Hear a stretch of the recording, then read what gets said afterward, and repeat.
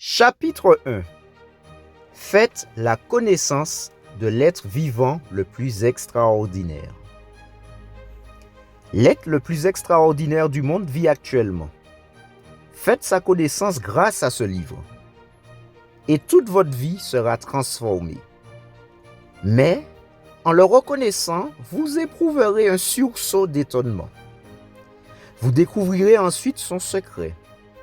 Il possède un invisible talisman, frappé d'un côté aux initiales AMP et blasonné de l'autre d'un grand AMN.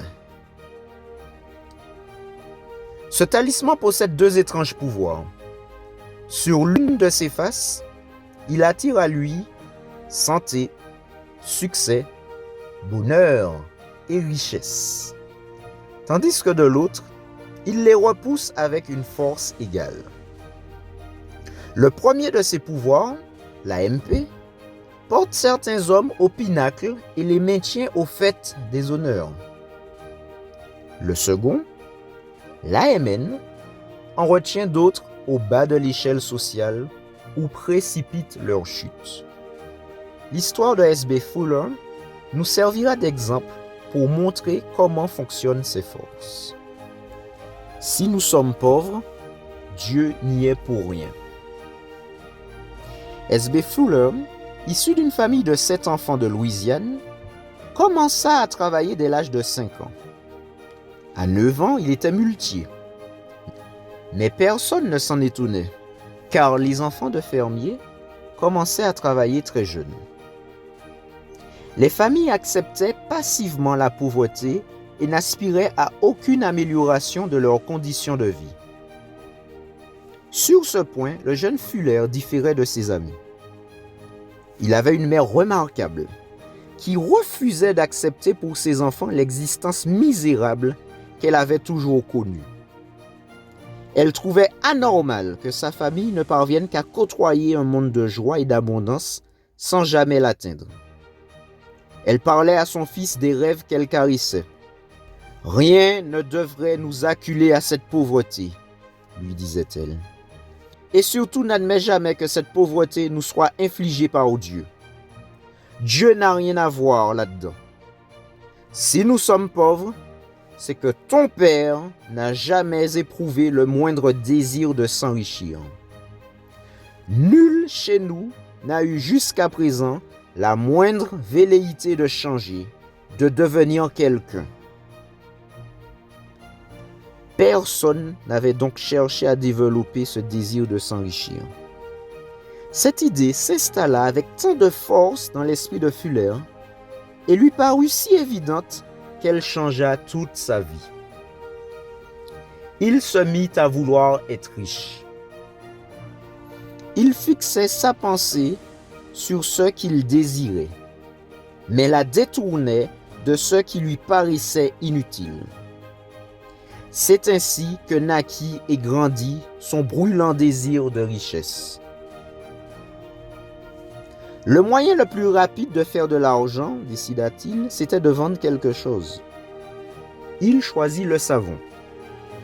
Pendant 12 ans, il vendit en faisant du porte-à-porte. Et un jour, il apprit que la compagnie qui lui fournissait le savon allait être vendue pour 150 000 $. En 12 ans de vente, et en économisant sou à sou, il avait mis de côté 25 000 $.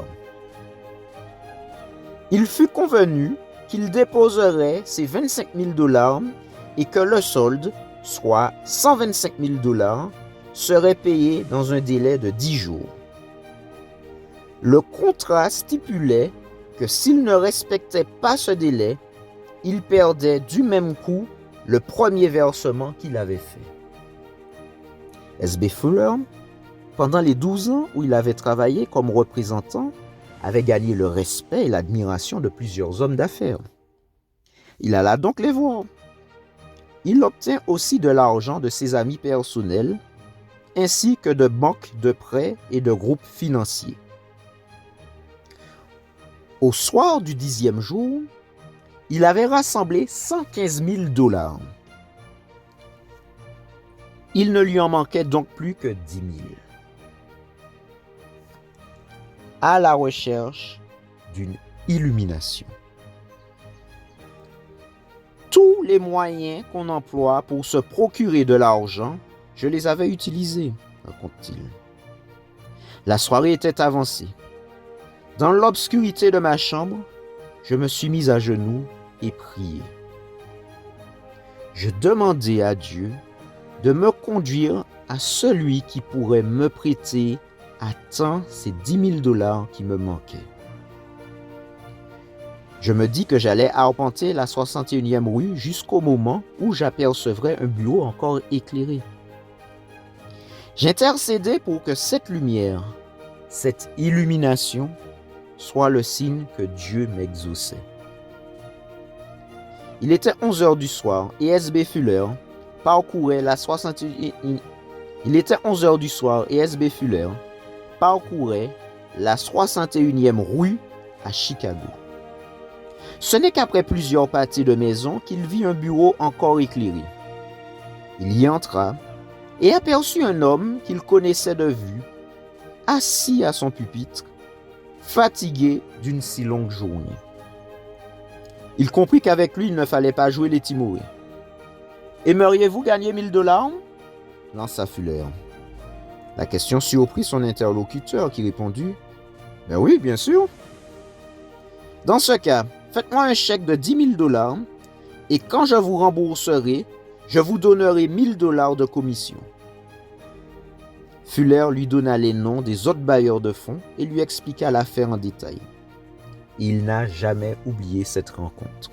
Pourquoi a-t-il réussi? En quittant ce bureau ce soir-là, Fuller avait en poche un chèque de 10 000 $. Il est aujourd'hui actionnaire de cette compagnie de savon et de 7 autres encore, dont 4 maisons de cosmétiques, une manufacture de lingerie et bonnetterie, une fabrique d'étiquettes et un journal.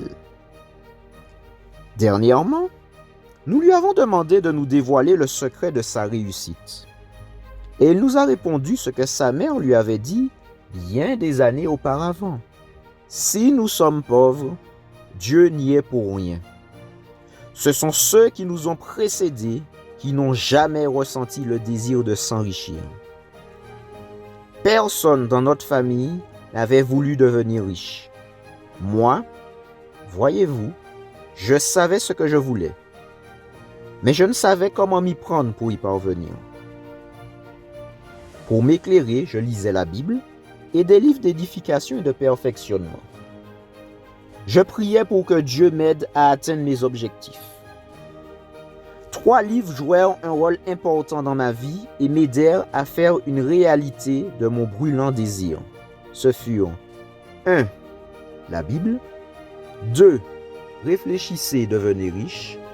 3. Le secret des siècles. Mais ma principale source d'inspiration, ce fut la Bible.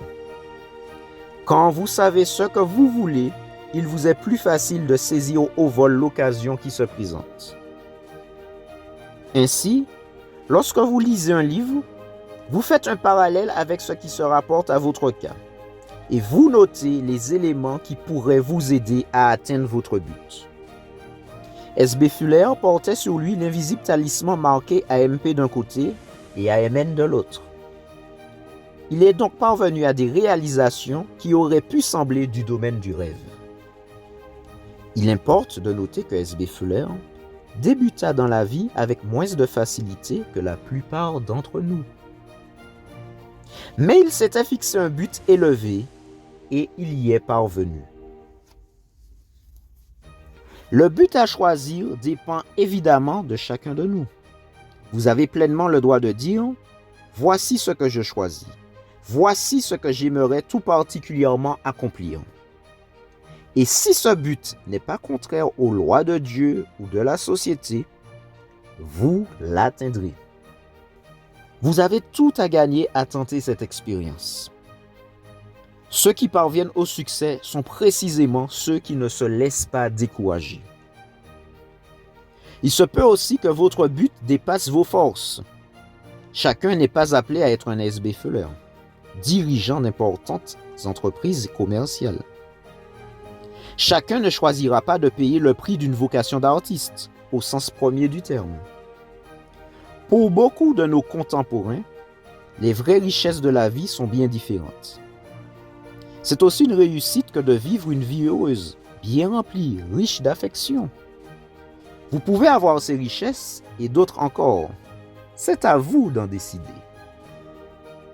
Qu'importe que pour vous, réussir veuille dire s'enrichir, comme ce fut le cas pour S.B. Fuller, ou signifie découvrir une nouvelle loi de chimie, créer une symphonie ou une nouvelle rose, ou encore éduquer un enfant.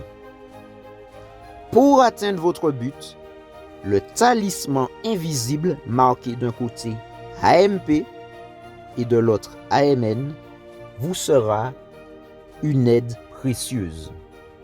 L'histoire de Clem Labine en fournit l'exemple. Clem Labine est connu dans le monde entier des amateurs de baseball. Il réussissait les lancers les plus foudroyants. On les appelait sauts du lièvre. Dans son enfance, Clem s'était cassé l'index de la main droite. La fracture ne s'étant pas soudée correctement, il en avait hérité une difformité. Il aimait à l'époque le baseball et le pratiquait intensément. Aussi, les suites de son accident le démoralisèrent-elles complètement.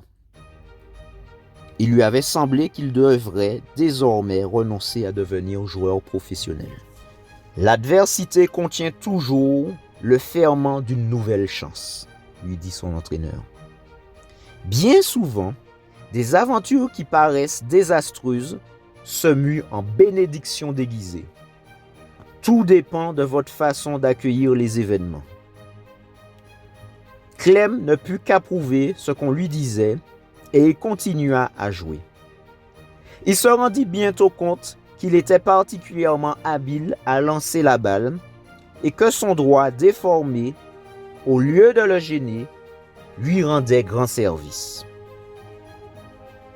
À cause de sa difformité, il faisait tourner la balle et lui imprimait un mouvement qu'aucun autre joueur ne pouvait lui donner. Cette réussite l'encouragea. Année après année, il travailla à développer cette particularité et il devint ainsi un des meilleurs lanceurs. Comment y parvint-il? Évidemment, grâce à son adresse naturelle, mais aussi par un travail intensif et ce qui est plus important encore, par le changement de son attitude mentale. Clem Labine avait appris à voir ce qu'il y avait de bon, de positif dans son malheur. Il fit usage de son talisman invisible qu'il tourna du côté AMP, attirant ainsi à lui le succès. Quand Henley écrivit les vers célèbres « Je suis le maître de mon destin, je suis le capitaine de mon âme », il aurait pu ajouter que nous sommes maîtres de notre destin parce que nous sommes avant tout maîtres de notre attitude. C'est notre attitude qui détermine notre avenir. C'est là une loi universelle. Et cette loi est toujours active. Que notre attitude soit constructive ou destructive. Nous transmutons nos pensées, notre attitude mentale, quelle qu'elle soit, en réalité physique. Nous transformons ainsi en réalité nos pensées de pauvreté, mais il ne nous aurait pas fallu un plus grand effort pour concrétiser nos pensées de richesse. Lorsque notre attitude envers les autres est généreuse et charitable, nous nous attirons par le fait même de généreuses tranches de succès.